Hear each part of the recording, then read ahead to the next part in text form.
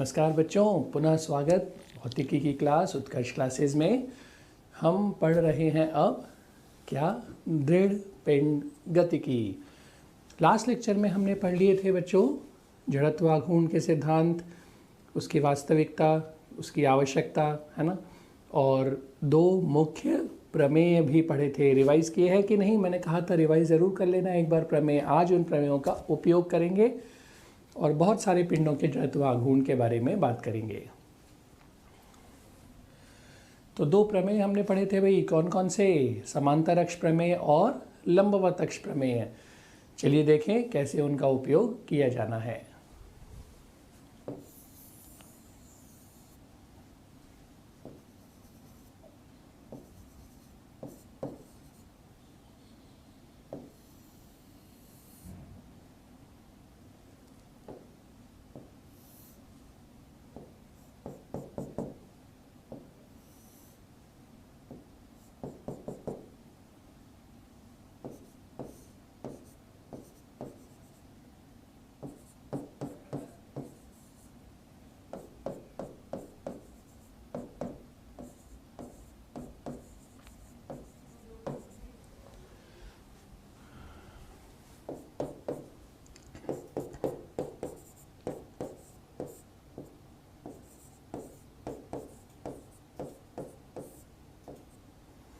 देखिए भाई, प्रश्न में आपको दिख ही रहा है चित्र में सब।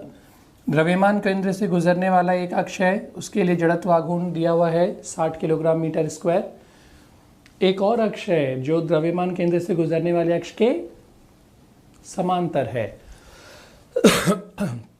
इस अक्ष के लिए जड़त्वाघूर्ण आई ज्ञात करना है। कैसे करेंगे? हाँ, जैसे ही हमने देखा एक समांतर अक्ष दिया है जो द्रव्यमान केंद्र से गुजर रहा है, तो निश्चित रूप से समांतर अक्ष प्रमेय लगा देंगे। क्या है भाई समांतर अक्ष प्रमेय? याद है कि नहीं बच्चों? ये सूत्र तो न भी हो तो आज हो ही जाएगा।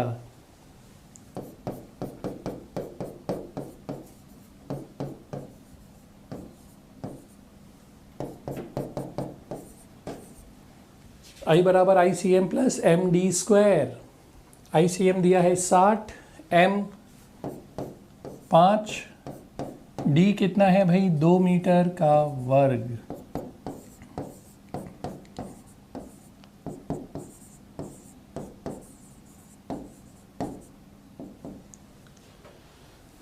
तो आ गया उत्तर 80 किलोग्राम मीटर स्क्वायर।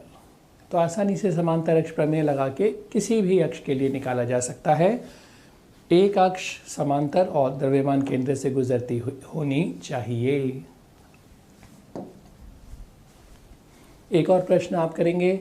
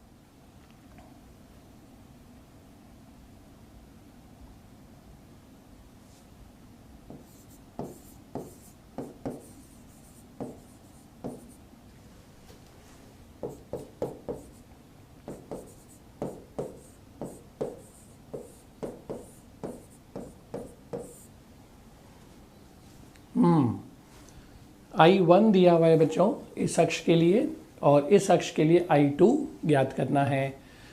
द्रव्यमान केंद्र से इस अक्ष की दूरी 3 मीटर और इस अक्ष की दूरी 5 मीटर दी गई है। निकालिए जल्दी से, ये आपको करना है, मैं ऑप्शंस लिख रहा।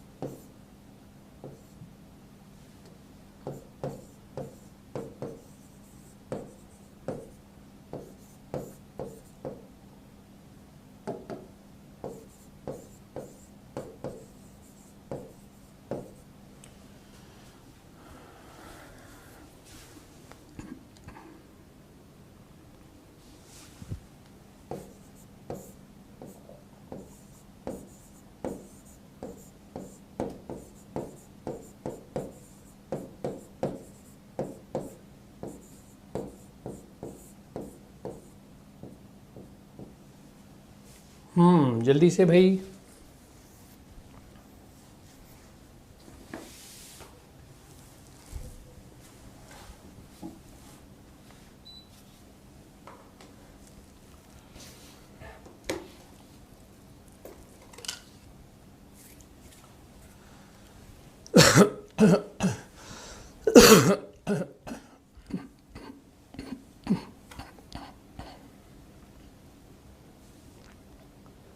विकल्प लिखे हुए हैं बच्चों, दिया हुआ है 200 किलोग्राम मीटर स्क्वायर। विकल्प हैं 240, 160, 360 या इनमें से कोई नहीं।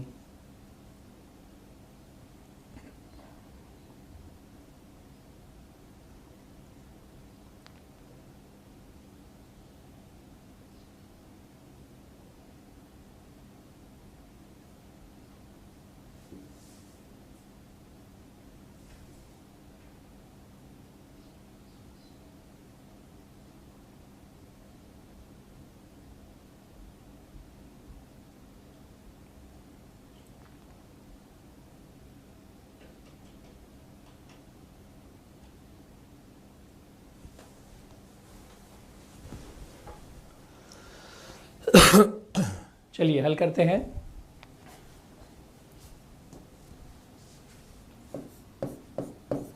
दोनों अक्ष समांतर हैं तो समांतर अक्ष प्रमेय लगा सकते हैं भाई।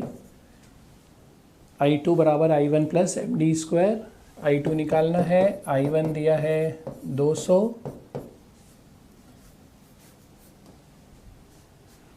द्रव्यमान 10 और दोनों अक्षों के मध्य दूरी कितनी हो गई? ये 5 और ये 3, तो ये कितना हो गया? 2।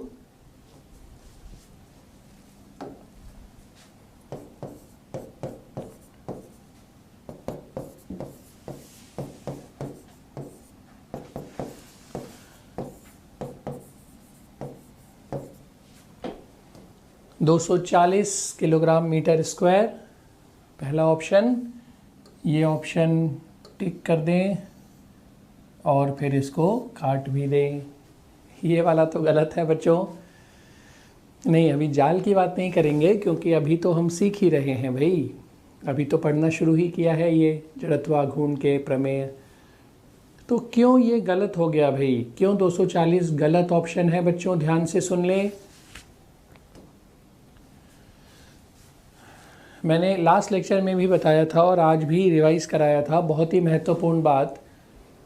समांतर अक्ष प्रमेय लगाने के लिए एक अक्ष द्रव्यमान केंद्र से गुजरना आवश्यक होता है, उसके बिना नहीं लग सकती समांतर अक्ष प्रमेय। बच्चों यहाँ पे कौन सा अक्ष दोनों में से द्रव्यमान केंद्र से गुजर रहा है? कोई भी नहीं। तो समांतर अक्ष प्रमेय इन दोनों के लिए नहीं लग सकती। आप एक और अक्ष मानो, ये अक्ष मैं ले लेता हूं,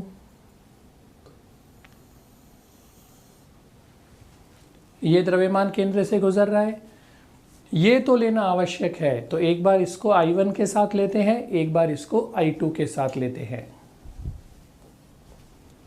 तो ये तो जो हमने किया बच्चों ये गलत हो गया।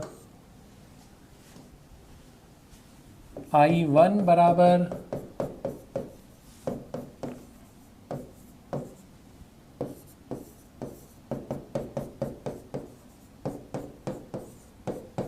I1 और द्रव्यमान केंद्र के मध्य दूरी 3 थी।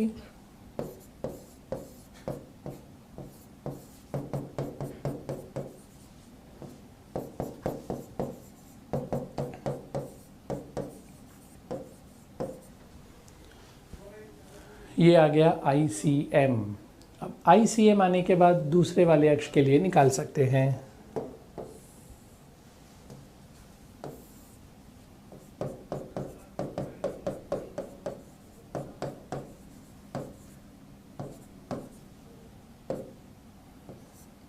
I2 हमें ज्ञात करना है। ICM आ चुका है 110।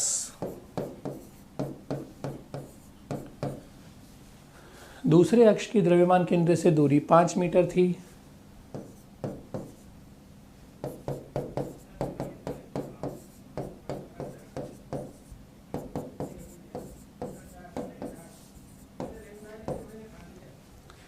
तो ये सही उत्तर हुआ 360 किलोग्राम मीटर स्क्वायर।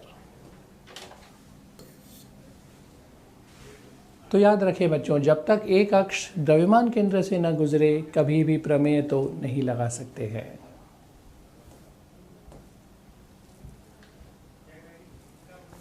अगर आप ये पहले ICM निकाल के फिर वापस उसको रख के नहीं करना चाहते तो आप सीधे फॉर्मूला काम में ले सकते हैं।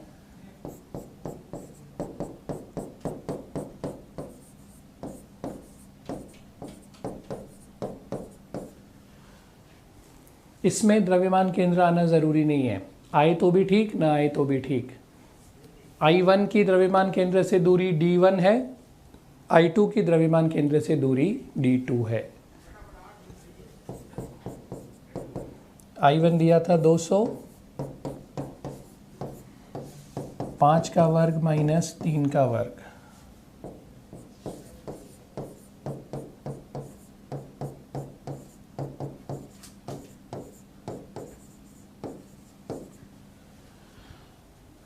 तो इस तरह से भी कर सकते थे आप चाहते तो, सीधे 360 एक ही बार में। इसमें हमने क्या किया, पहले ICM निकाला, फिर ICM का मान रख के हल किया। यहाँ डायरेक्ट ICM की ज़रूरत नहीं पड़ी, I2 और I1 लेकर ही उत्तर आ गया। तो ये शॉर्टकट फॉर्मूला है भाई, कोई भी दो अक्षों के लिए समांतर प्रमेय से निकला है, लेकिन समांतर प्रमेय नहीं कहेंगे क्योंकि इसमें अब द्रव्यमान केंद्र आना ज़रूरी नहीं है, कोई भी दो अक्ष लिए जा सकते हैं। द्रव्यमान केंद्र वाला भी हो सकता है तो उसकी तो दूरी स्वयं से 0 हो जाएगी एक, तो हो तो भी ठीक, ना हो तो भी लगा सकते हैं ये वाला सूत्र।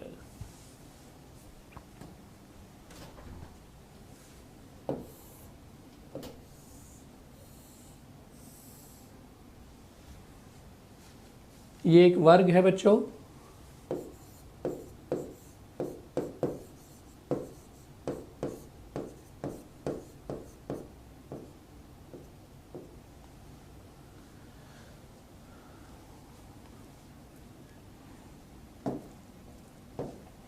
मैं 4 अक्ष बना रहा हूं भाई।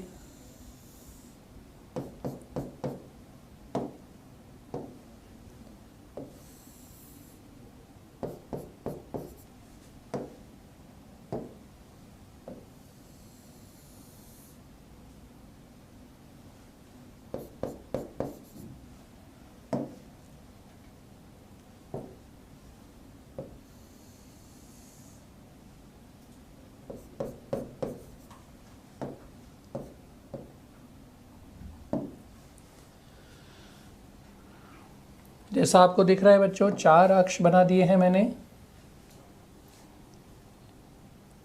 I1, I2, I3, I4, ठीक है ना। ये इन अक्षों के लिए इस वर्ग के जड़त्वाघूर्ण हैं।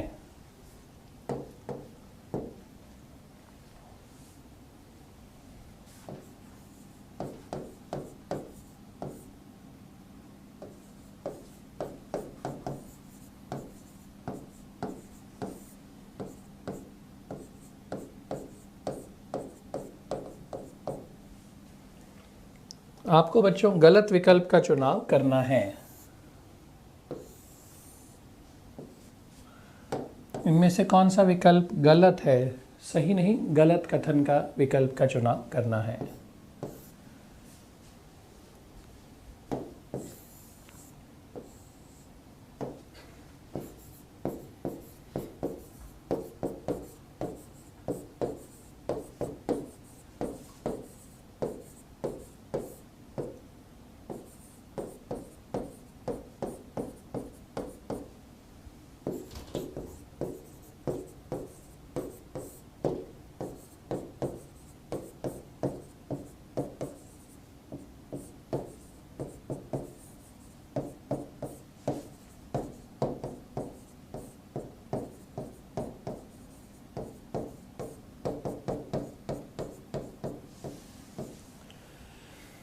ये जो 4 अक्ष दिए हैं, इसके अलावा एक और 5वां अक्ष है, वो कौन सा है?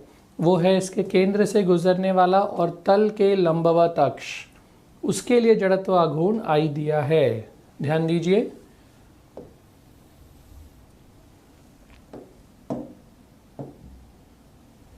केंद्र से गुजर रहा है और तल के लंबवत है।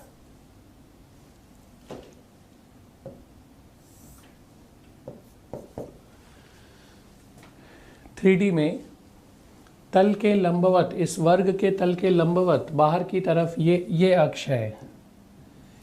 ये जो अक्ष दिख रहा है ना बच्चों, इस अक्ष को हमने ऐसे काली वाली रेखा से दिखाया है, तल के लंबवत बाहर की ओर। उसका जड़त्व आघूर्ण I है। विकल्प है I बराबर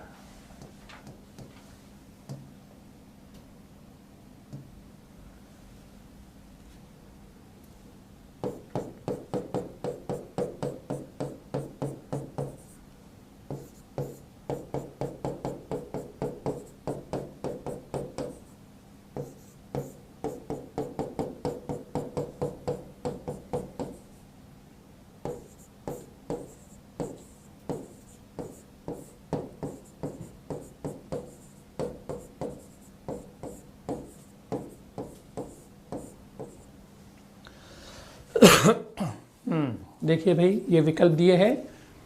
इस अक्ष के लिए I1 है जड़त्व आघूर्ण। ये चारों अक्ष जो है I1, I2, I3, I4 ये तो तल में है, स्क्रीन के तल में, वर्ग के तल में है, पर जो काली रेखा से I दिखाया है वो तल के लंबवत है। ये वर्ग है तो तल के लंबवत इस प्रकार से दिया है। जल्दी से सोचिए भाई, उत्तर निकालिए। कौन सा विकल्प गलत है ये पूछा है बच्चों।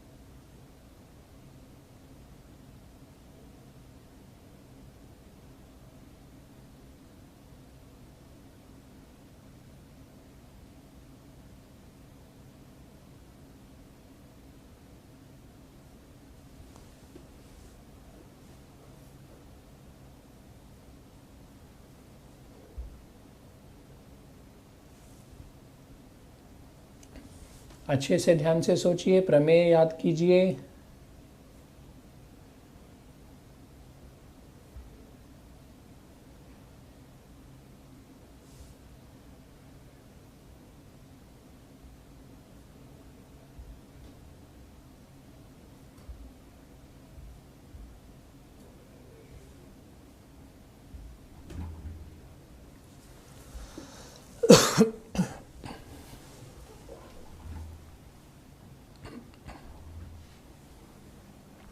चलिए हल करके देखते हैं।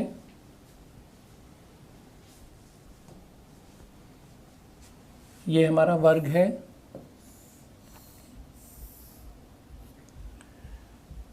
पहले हम दो ही अक्ष लेते हैं बच्चों, एक ये वाला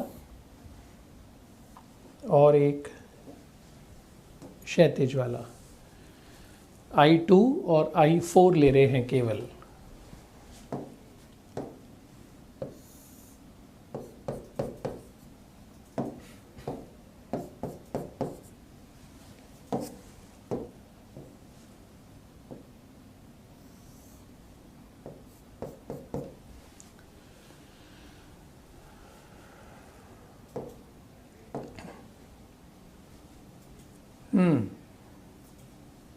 दो अक्ष I2 और I4 तल में है, आपस में लंबवत, क्योंकि वर्ग है तो ये कोण तो 90 डिग्री दिख ही रहा है भाई। हाँ, तो दो अक्ष तल में है और परस्पर लंबवत। तीसरा अक्ष तल के भी लंबवत, ये वाला तल के लंबवत काला वाला, और तीनों का प्रतिच्छेदन बिंदु भी एक ही है ना। तो इसका मतलब कौन सा प्रमेय लगा सकते हैं? लंबवत अक्ष प्रमेय। बिल्कुल सही।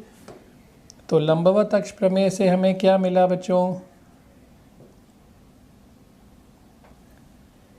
I बराबर I2 प्लस I4। सरल था ये तो बिल्कुल। वर्ग है तो ये दोनों लंबवत हैं अक्ष I2 और I4। और तल में है, और तीसरा I तल के लंबवत, और तीनों का प्रतिच्छेदन बिंदु समान, लंबवत अक्ष प्रमेय लग जाएगा जो कहता है I बराबर I2 प्लस I4। फिर से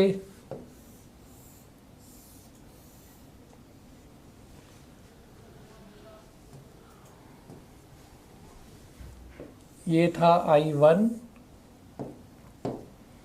ये था I3। वर्ग के विकर्ण भी लंबवत होते हैं, है ना। तो ये कोण फिर 90 डिग्री हो गया, और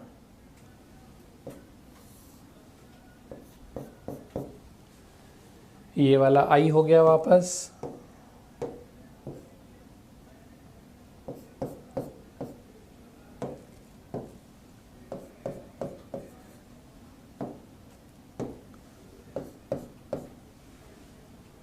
तो I बराबर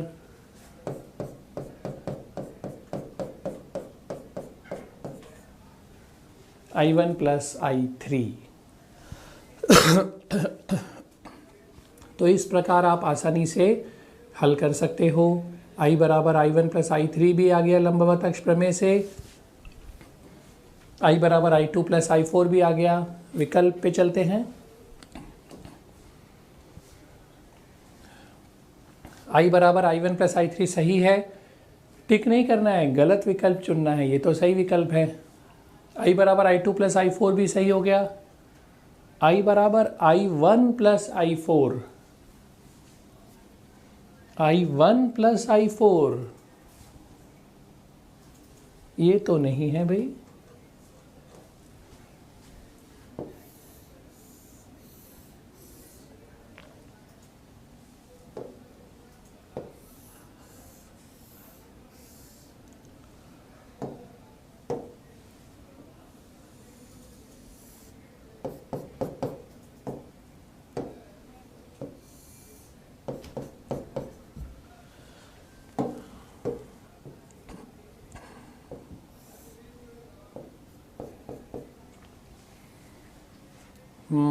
I1 और I4 के लिए तो समांतर अक्ष प्रमेय या लंबवत अक्ष प्रमेय कोई भी नहीं लग रही। समांतर की तो यहाँ बात है ही नहीं, तीन अक्षें तो लंबवत ही लगती है, पर ये दोनों आपस में लंबवत नहीं है। तो I बराबर I1 प्लस I4 नहीं हुआ। तो गलत विकल्प का चुनाव करना है। I बराबर I1 प्लस I4, गलत विकल्प टिक कर दें। कर दिया है आप लोगों ने। इस बार तो जाल था और फंस गए, नहीं करना था टिक। क्यों? बहुत अच्छा प्रश्न है, ध्यान से सुनो। इसमें कोई शक नहीं कि ऐसे तो I बराबर I1 प्लस I4 नहीं बन रहा है, न दिख रहा है, न प्रमेय कहता है। लेकिन बच्चों वापस इस पे चलते हैं। ये तो हमने प्राप्त किया था I बराबर I2 प्लस I4। अब याद है ना, जड़त्व आघूर्ण क्या बताता है? अक्ष से द्रव्यमान किस तरह वितरित है। तो बच्चों ये वर्ग है, तो वर्ग में इस अक्ष के दोनों ओर जैसा द्रव्यमान वितरित है, क्या वैसा ही इस अक्ष के भी दोनों ओर वितरित है कि नहीं? जैसे इसके दोनों तरफ है, जितनी दूरी पर जो जो द्रव्यमान, यहाँ भी वैसा ही है। बल्कि अगर इस वर्ग को 90 डिग्री घुमा दें तो यही वाला अक्ष तो ये बन जाएगा और फर्क कुछ भी नहीं पड़ेगा। इसका मतलब एक चीज़ और यहाँ समझ में आई है कि I2 और I4 के मान बराबर हैं। याद है ना, जड़त्व आघूर्ण दिशा पर निर्भर नहीं करता है, लेकिन द्रव्यमान के वितरण पर निर्भर करता है। खुद की तो कोई दिशा नहीं है, पर वितरण कैसा है उसके चारों तरफ, उस पर निर्भर करता है। क्योंकि ये वर्ग है तो इसके दोनों तरफ जैसे द्रव्यमान है, मेरा मतलब है ये द्रव्यमान जितनी दूरी पर हैं, यहाँ भी ये द्रव्यमान उतनी दूरी पर हैं। ये द्रव्यमान जहाँ हैं, ये द्रव्यमान भी वहीं है। तो द्रव्यमान का वितरण इसके लिए और इसके लिए एक जैसा है। इसका मतलब दोनों अक्षों के लिए जड़त्व आघूर्ण भी बराबर आएंगे। तो I2 I4 बराबर हो गए। यहाँ पे रख देते हैं। I2 की जगह I4 रख दें।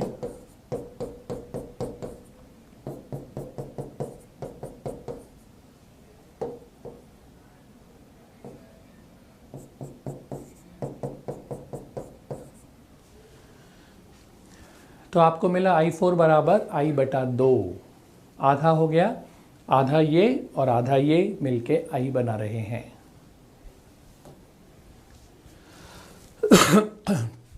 क्या I1 और I3 में भी यही बात है बच्चों या नहीं? I1 के लिए दोनों तरफ जैसा द्रव्यमान वितरण है, क्या I4 के लिए, I3 के लिए भी वैसा ही द्रव्यमान वितरण है?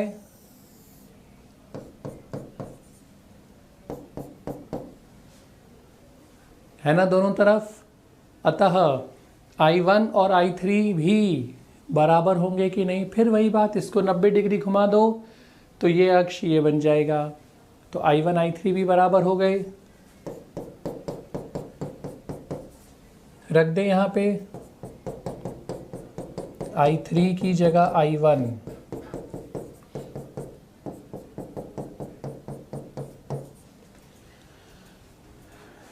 तो I1 भी I/2 आया, I4 भी I/2 आया, दोनों I/2 आधे आधे हैं बच्चों। मैं ये विकल्प देखना चाह रहा हूं। यही तो तीसरा विकल्प बचा था, I बराबर I1 प्लस I4, जो हमने कहा था गलत है। I1 भी I/2 है, I4 भी I/2 है।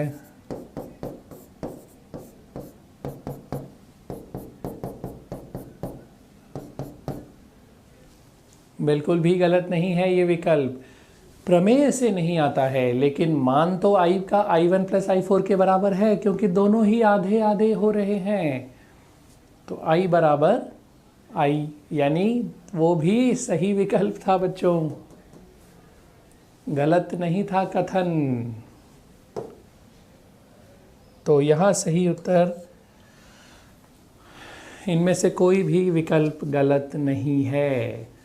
ये प्रमेय से हम निकाल देते हैं, ये प्रमेय से हम निकाल देते हैं, ये वाला हमें लगता है प्रमेय से तो नहीं आ रहा है, गलत कर देते हैं। प्रमेय से भले ही ना आ रहा हो पर मान से तो आ रहा है। ये भी आधा मान है I का, ये भी आधा मान है I का, दो आधे मिलकर पूरा I बनाएंगे। सही कथन है ये वाला भी, तो इनमें से कोई नहीं है गलत, ध्यान रखें इस बात का।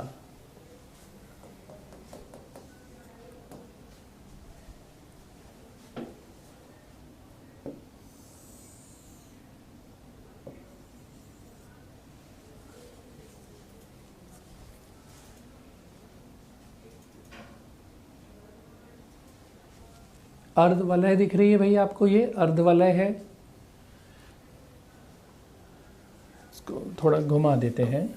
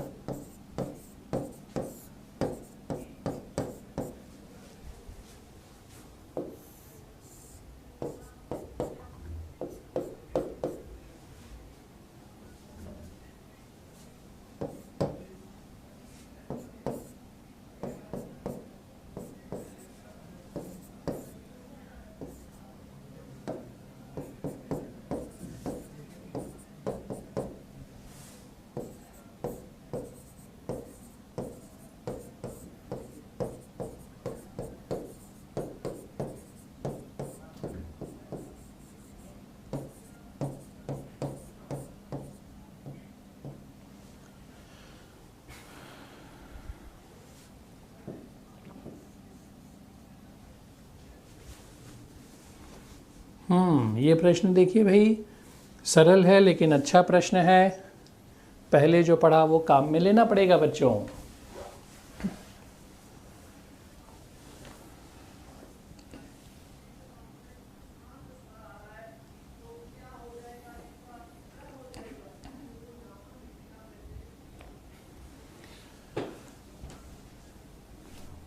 y अक्ष के समांतर द्रव्यमान केंद्र से गुजरने वाले अक्ष के लिए जड़त्व आघूर्ण चाहिए। और I आपको दिख रहा है भाई, अर्धवलय का जो केंद्र है वहाँ से गुजर रहा है, उस अक्ष के लिए I दिया है।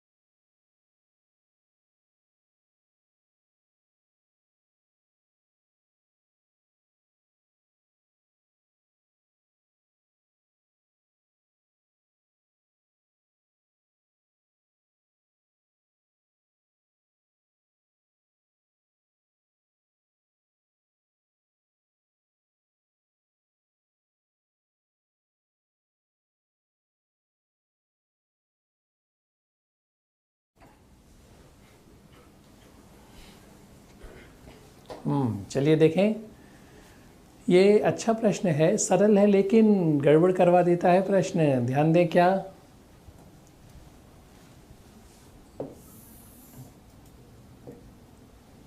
इस अक्ष के लिए जड़त्व आघूर्ण आपको दे रखा है I।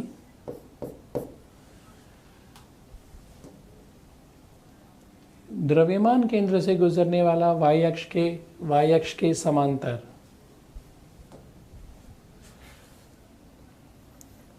द्रव्यमान केंद्र कहाँ होता है अर्धवलय का बच्चों? अब उनके बिना काम नहीं चलेगा, वो मान याद करने पड़ेंगे।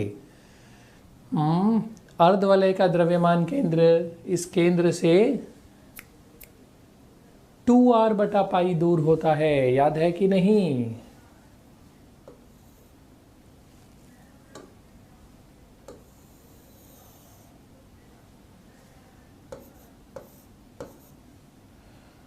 ये दूरी 2r/π होती है।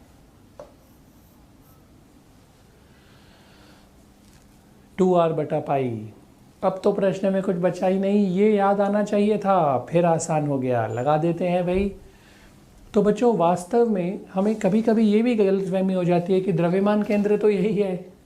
ये द्रव्यमान केंद्र नहीं है अर्धवलय का, ये है द्रव्यमान केंद्र। तो इसको नाम देते हैं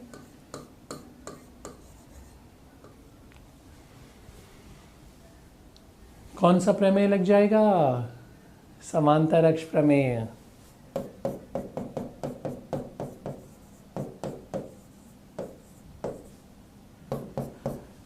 इस अक्ष का I आपको दे रखा है, द्रव्यमान केंद्र का ही तो निकालना है, और दूरी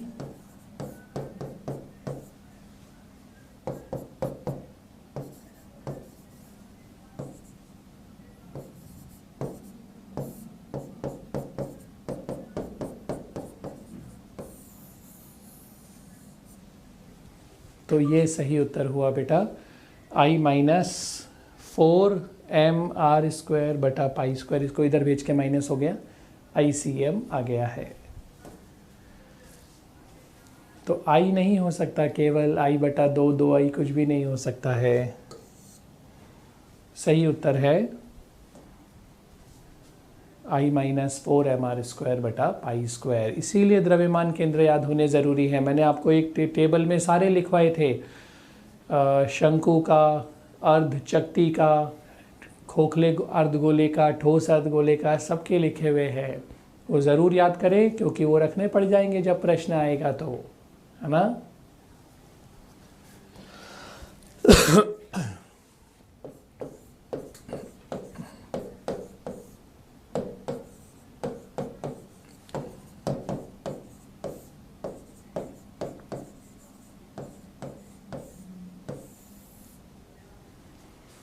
अब भाई हम देखेंगे अलग अलग पिंडों के जड़त्वाघूर्ण अलग अलग अक्षों के लिए। सबसे पहले हम देख रहे हैं वलय के लिए।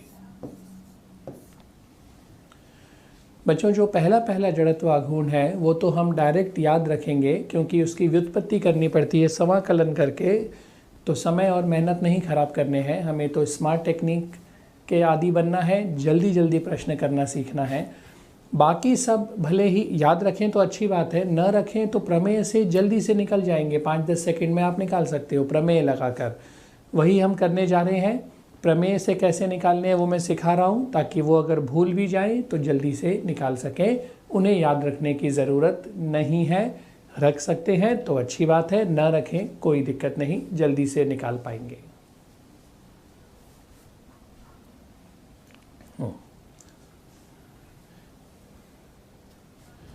चार अक्ष हम परिभाषित कर रहे हैं भाई,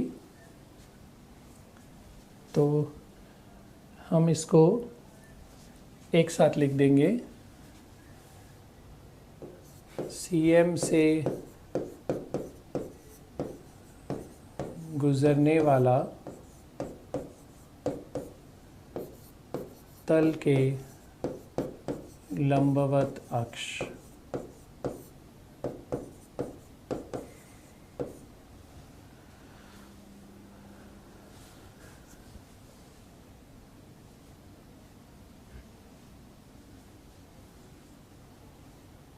दूसरा है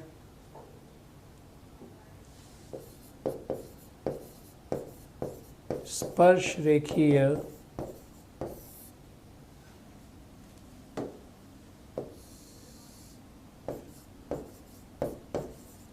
तल के लंबवत अक्ष।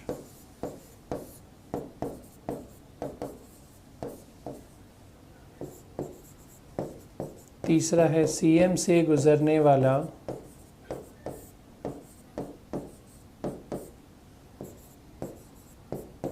तल में स्थित अक्ष। और चौथा है स्पर्श रेखीय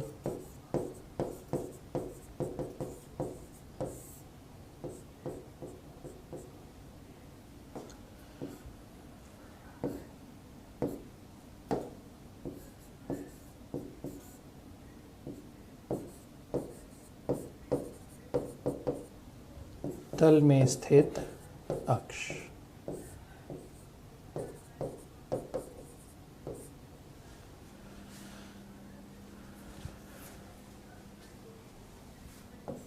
वलय के लिए इन चार अक्षों की बात करनी है। तो जो पहला अक्ष है बच्चों कौन सा है, ये अगर वलय है तो इसके द्रव्यमान केंद्र से गुजर रहा है और तल के लंबवत, ये वलय है हमारी, इसके तल के लंबवत द्रव्यमान केंद्र से गुजर रहा है। तो वलय यानी मैंने बताया था भाई चूड़ी जो होती है, चूड़ी को ऐसे पकड़ो और उसके केंद्र से गुजर दो अक्ष को तल के लंबवत। तो ये वाला अक्ष हमारा है 3D में तल के लंबवत है। ये थोड़ा और अच्छा बनाने की कोशिश करते हैं, इस तरह से वलय कर दें और अक्ष तल के लंबवत जा रहा है।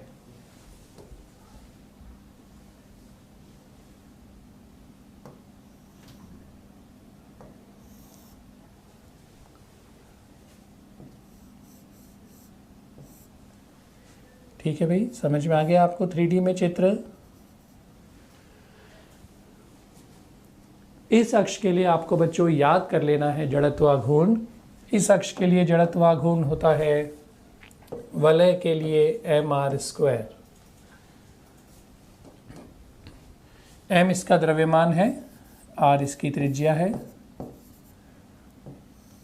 तो तल के लंबवत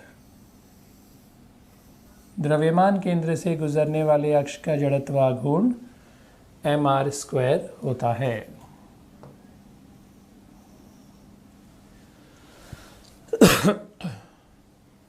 ठीक है भाई, ये वाला आपको डायरेक्ट याद होना चाहिए। बाकी जैसा मैंने कहा अक्ष प्रमेय यूज करके निकालेंगे, चाहे समांतर चाहे लंबवत। अब ध्यान दीजिए दूसरा अक्ष कौन सा है? स्पर्श रेखीय और तल के लंबवत अक्ष।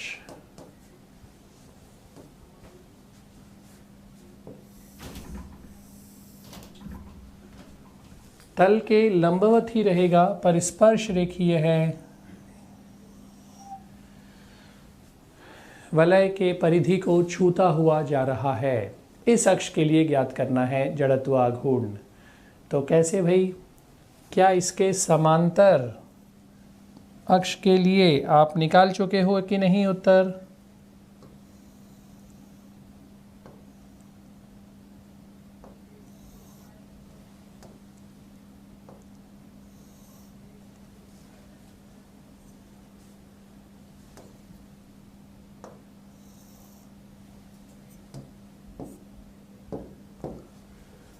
इस अक्ष के लिए कितना था? mr²।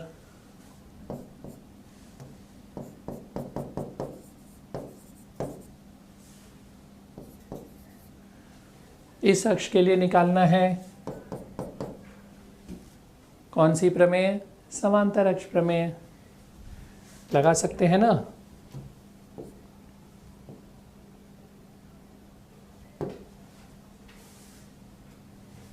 I बराबर I1 बराबर ICM प्लस MD²,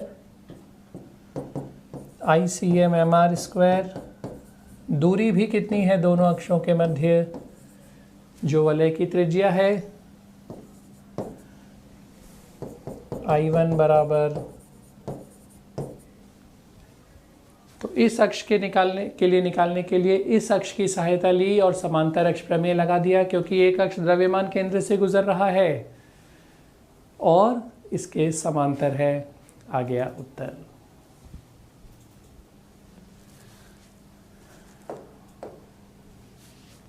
स्पर्श रेखीय तल के लंबवत अक्ष 2mr²।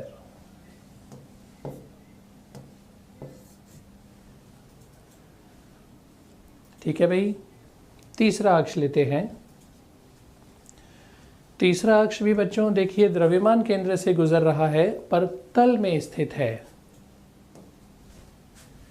अब वलय को अभी तक तो ऐसे समझ के बना रहे थे, अब इसको ऐसे देखते हैं सामने। ये रही वलय, द्रव्यमान केंद्र से गुजर रहा है पर तल में स्थित है अक्ष। इस अक्ष के लिए निकालना है, इसको I2 नाम दे दिया। अब I2 कैसे निकालें? तो ध्यान से सुनो, जैसा थोड़ी देर पहले वर्ग में किया था, एक और अक्ष बनाता हूं इसके लंबवत जो इसी तल में स्थित है।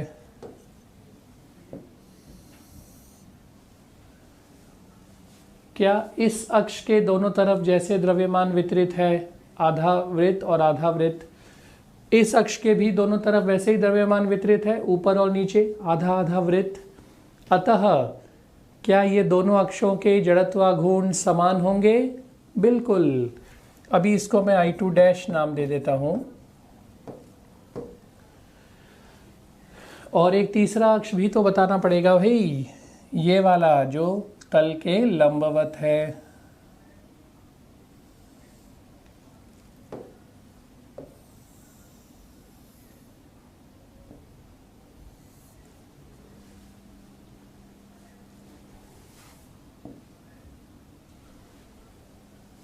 ये वाला बच्चों पहला अक्ष है जो हमने तल के लंबवत निकाला था, अभी उसको ऐसे दिखा सकता हूँ इस प्रकार, तल के लंबवत काला वाला, तो इसको आई नाम दे दिया। तो समांतर अक्ष प्रमेय नहीं, लंबवत अक्ष प्रमेय अब लगेगा, जो क्या कहता है I बराबर I2 प्लस I2 डैश। लेकिन अभी हमने समझा I2 डैश किसके बराबर है, I2, अतः I बराबर I कितना था पहला वाला, mr स्क्वायर,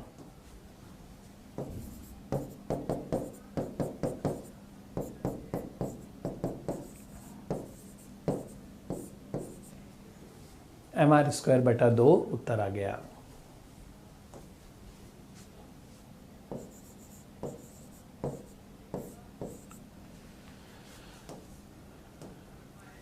एक बार फिर से देखें, आपको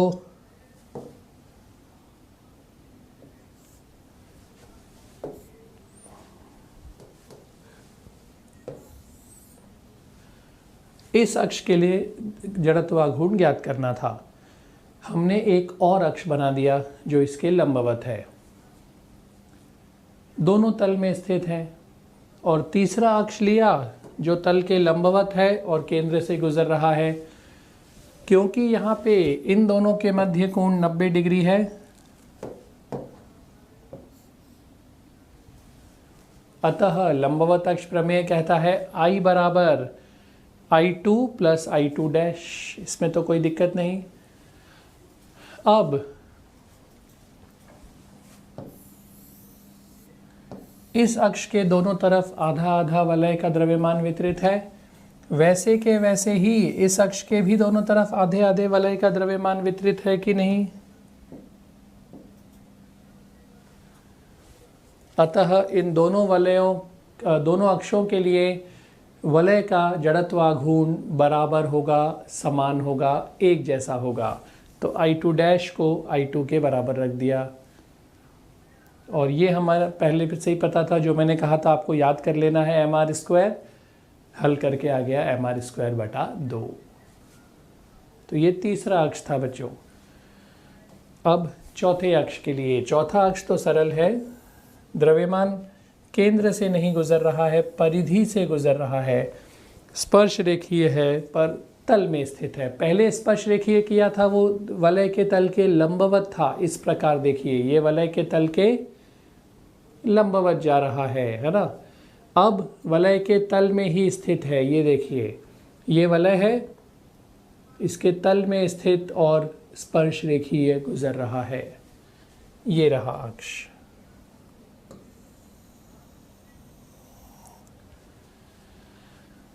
वलय के तल में स्पर्श रेखीय अक्ष।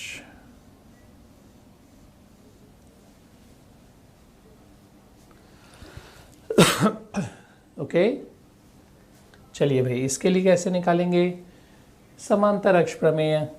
क्या हम इस अक्ष के लिए निकाल चुके हैं जो द्रव्यमान केंद्र से गुजर रहा है और तल में स्थित है? हाँ, mr स्क्वायर बटा 2, द्रव्यमान केंद्र से गुजरने वाला तल में स्थित अक्ष। तो ये mr स्क्वायर बटा 2 आ चुका है, ये निकालना है।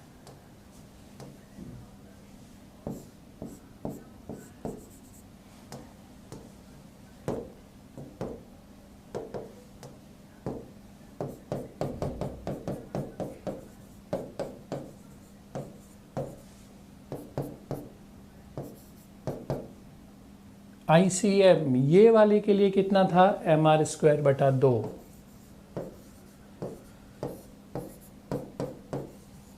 दोनों अक्षों के मध्य दूरी त्रिज्या के बराबर, द्रव्यमान m है ही।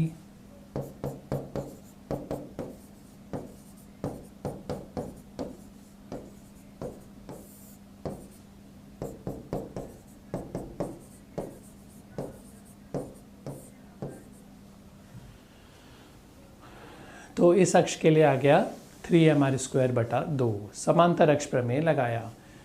इस अक्ष के लिए एम आर स्क्वायर बटा 2 है। इस अक्ष के लिए मैं फिर कह रहा हूँ, जो लंबवत अक्ष था तल के, उसके लिए एम आर स्क्वायर था, ये तो एम आर स्क्वायर बटा 2 निकाला था। तो इस प्रकार बच्चों वलय के लिए 4 अक्षों के लिए हमने जड़त्वाघूर्ण प्राप्त कर लिए हैं।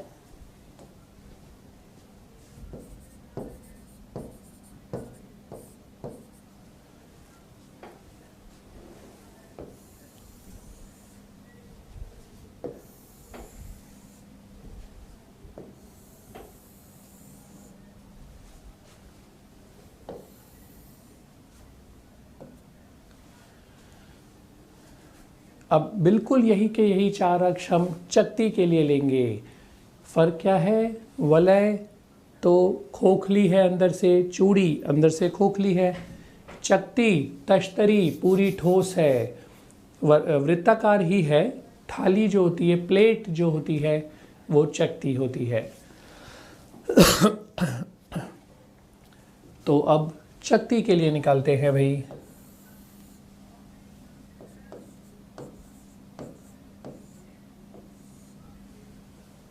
फिर से पहला वाला आपको याद कर लेना है।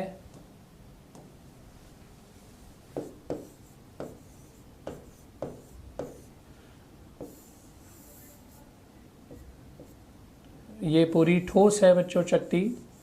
जैसा मैंने कहा, वलय तो खोखला होता है, खोखली होती है, ये ठोस है।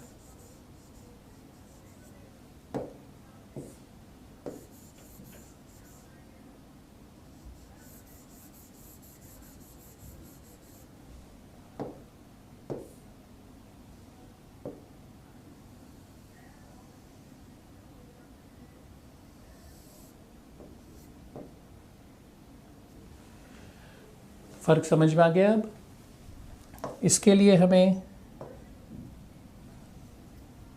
इस अक्ष के लिए ज्ञात करना है जो द्रव्यमान केंद्र के लंबवत है, द्रव्यमान केंद्र से गुजर रही है और तल के लंबवत है। ठीक है, 3D में अब तो दिख रहा है ये। तल के लंबवत द्रव्यमान केंद्र से गुजरने वाले अक्ष का जड़त्वाघूर्ण, ये आपको याद कर लेना है चक्ति के लिए।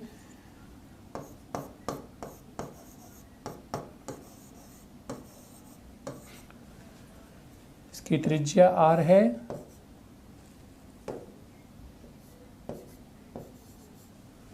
द्रव्यमान m है।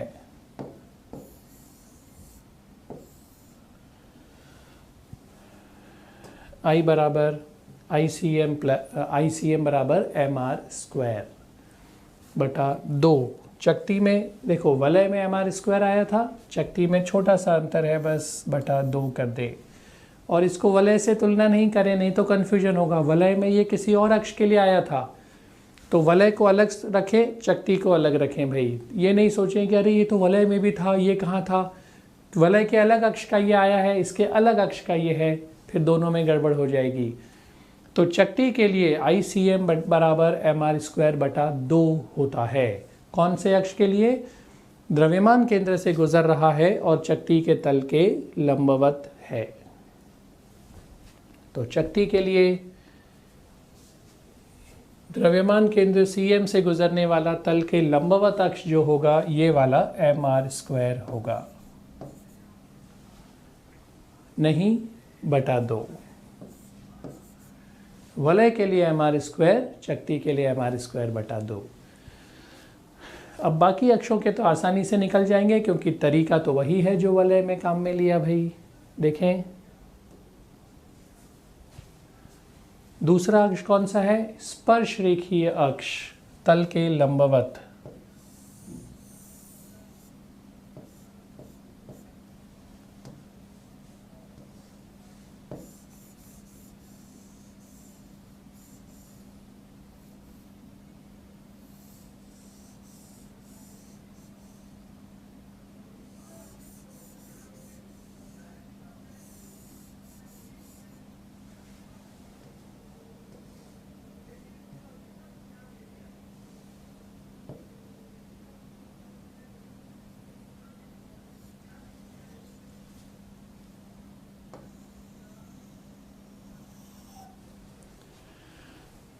चकती के तल के लंबवत स्पर्श रेखीय अक्ष के लिए जड़त्व आघूर्ण ज्ञात करना है। तो भाई ध्यान दीजिए, क्या इस अक्ष के लिए हम निकाल चुके हैं या नहीं? हाँ, दोनों अक्षों के मध्य दूरी r, कौन सा प्रमेय लगा देंगे? समांतर अक्ष प्रमेय, बिल्कुल सही। I बराबर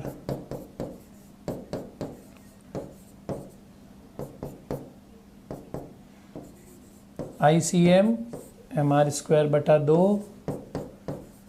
दूरी त्रिज्या के बराबर,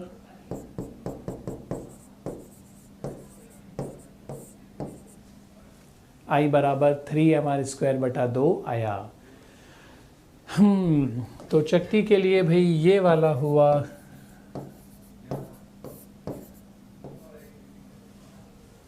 ठीक है, अब चकती का तीसरा अक्ष।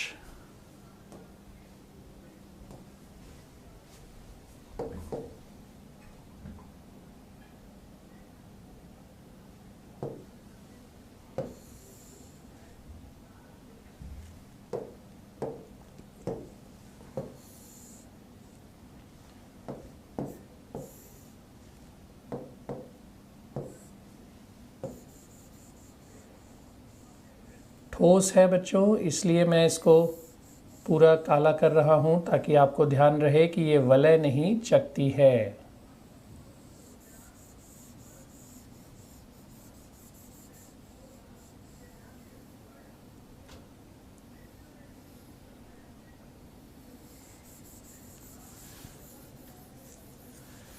हाँ भाई, तो अब इसके लिए आपको वापस द्रव्यमान केंद्र से गुजरने वाला ही चाहिए, लेकिन तल में स्थित चाहिए। द्रव्यमान केंद्र से गुजर रहा है पर तल में स्थित है। इस बार इस अक्ष के लिए चाहिए। कैसे करेंगे? जैसे वलय में किया था। क्या करना है ध्यान दीजिए, एक और अक्ष ले लेता हूं। क्या इन दोनों अक्षों के लिए द्रव्यमान वितरण एक जैसा है? बिल्कुल। और तल के लंबवत वाला भी तो लेते हैं भाई, ये रहा देखिए।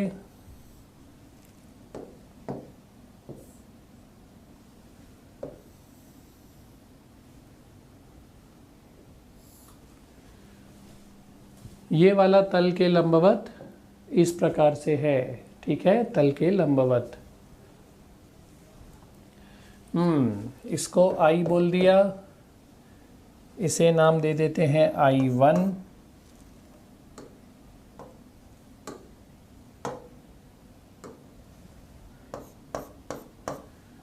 और ये वाला I2। I1 और I2 बराबर है कि नहीं? जैसा ऊपर और नीचे है वैसा बाएं और दाएं वितरण है। समांतर अक्ष प्रमेय या लंबवत अक्ष प्रमेय बच्चों? लंबवत अक्ष प्रमेय।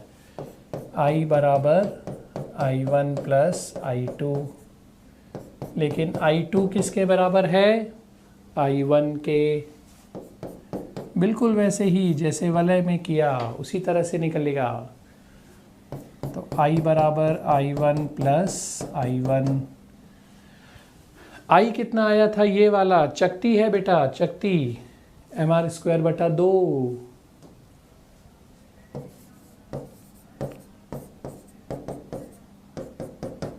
तो I1 आ गया बच्चों MR स्क्वायर बटा 4। तो ये हुआ भाई MR स्क्वायर बटा 4।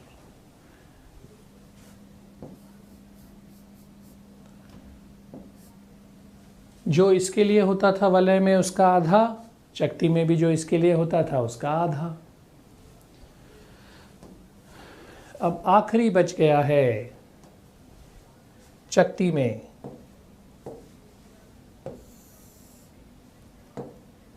याद है भाई कौन सा अक्ष है ये? द्रव्यमान केंद्र से गुजर रहा है या स्पर्श रेखीय है?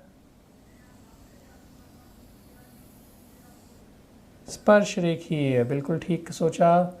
द्रव्यमान केंद्र के तो हम कर ही चुके हैं, अब बचा है स्पर्श रेखीय अक्ष।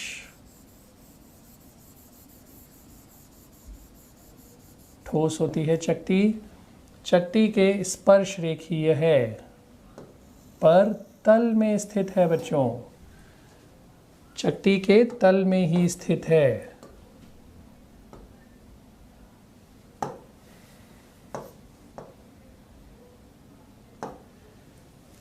चकती हमारे स्क्रीन के तल में है, उसी तल में है।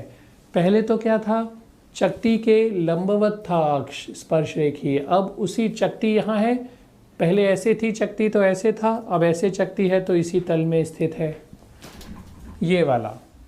तो फिर से भाई ये निकालने के लिए कौन से प्रमेय की सहायता लें? समांतर अक्ष प्रमेय। ये वाले के लिए हम निकाल चुके हैं कि नहीं?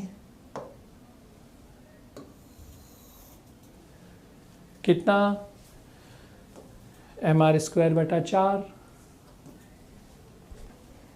I बराबर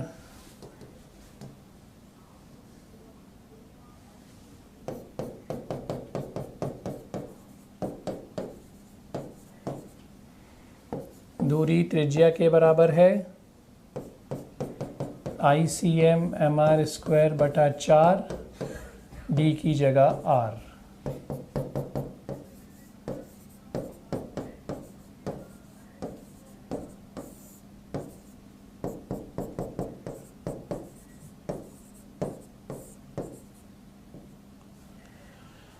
फाइव mr²/4 आ गया उत्तर। तो इस प्रकार से आप सभी अक्षों के लिए जड़त्वागुण प्रमेय से निकाल सकते हो। फर्स्ट वाला आपको याद होना जरूरी है।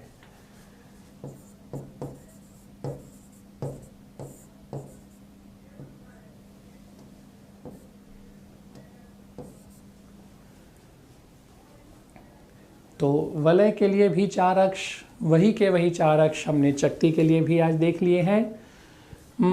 तो आज यहीं तक करते हैं भाई। और जैसा मैंने कहा ये फर्स्ट वाले आपको ज़रूर याद करने हैं, बाकी तो देखिए मैंने व्युत्पत्ति से नहीं करवाए हैं, प्रमेय से करवाए हैं।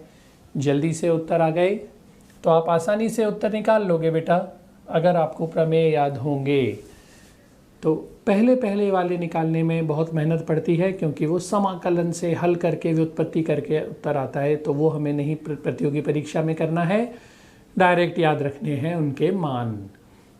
तो आज यही करते हैं ख़त्म। अगली बार हम और भी बहुत सारे पिंडों के लिए जड़त्वाघूर्ण निकालेंगे, प्रमेय भी काम में लेते रहेंगे ताकि वो भी अच्छे से पक्के याद हो जाएं। तो मिलते हैं अगले लेक्चर में और पिंडों के जड़त्वाघूर्णों के साथ।